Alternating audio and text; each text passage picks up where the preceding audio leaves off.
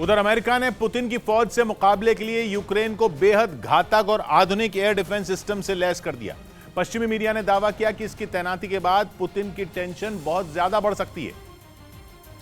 क्योंकि हाई मार्च के बाद इसे पुतिन का ब्लड प्रेशर बढ़ाने वाला दूसरा सबसे बड़ा हथियार माना जा रहा है, जो यूक्रेन की राजधानी कीव को पुतिन के गुस्से से बचाने की ताकत रखता है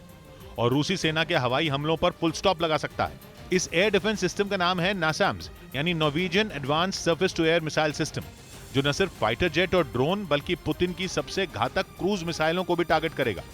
इसीलिए अमेरिका से इस हथियार के मिलने पर ज़ेलेंस्की फूले नहीं समा रहे। Хто за 200 днів знищив більше 2000. माना जा रहा है यूक्रेन को अमेरिका से मिला यह एयर डिफेंस सिस्टम करीब 7 महीने से जारी जंग में एक गेम चेंजर हथियार साबित हो सकता है। इसीलिए यूक्रेन की सेना 2 नासैम्स एयर डिफेंस सिस्टम मिलने पर ही बड़ी राहत महसूस कर रही है,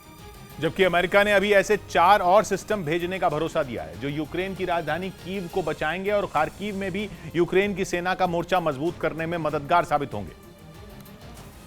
जिनकी मदद से ज़ेलेंस्की की सेना पुतिन की फौज को करारा जवाब दे पाएगी। ये एयर डिफेंस सिस्टम रूस के लड़ाकू विमानों और बम बरसाने वाले विमानों के लिए यमराज साबित होगा, क्योंकि अमेरिका और नॉर्वे के बनाए गए नासैम सिस्टम की सबसे बड़ी खासियत ही दुश्मन के हवाई हमलों को नाकाम करना है। दावा है कि अमेरिका में व्हाइट हाउस को बचाने के लिए भी यही एयर डिफेंस सिस्टम तैनात रहता है।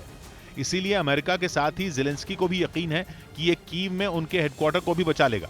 और वो तमाम ठिकाने इसकी तैनाती से महफूज हो जाएंगे जो पुतिन की क्रूज मिसाइलों के निशाने पर है। मतलब यह कि बाइडेन ने अपने पिटारे से ज़ेलेंस्की को ऐसा हथियार दे दिया है जो यूक्रेन की सेना की ताकत को कई गुना बढ़ा देगा, क्योंकि इस एयर डिफेंस सिस्टम का शक्तिशाली रडार करीब 120 किलोमीटर दूर से ही टारगेट का पता लगा लेता है। इसकी मदद से करीब 50 किलोमीटर दूर मौजूद दुश्मन की मिसाइल या लड़ाकू विमान को सटीक निशाना साधकर तबाह किया जा सकता है। इस एयर डिफेंस सिस्टम के लॉन्चर से एक बार में 12 मिसाइलें दागी जा सकती हैं और इसकी एक मिसाइल करीब 21,000 फीट की ऊंचाई पर उड़ रहे फाइटर जेट को गिरा सकती है, जबकि अब तक यूक्रेन के पास जो एयर डिफेंस सिस्टम मौजूद हैं, उनसे दागी गई मिसाइलें सिर्फ 5,000 फीट की ऊंचाई पर उड़ने वाले टारगेट पर ही हमला कर सकती हैं।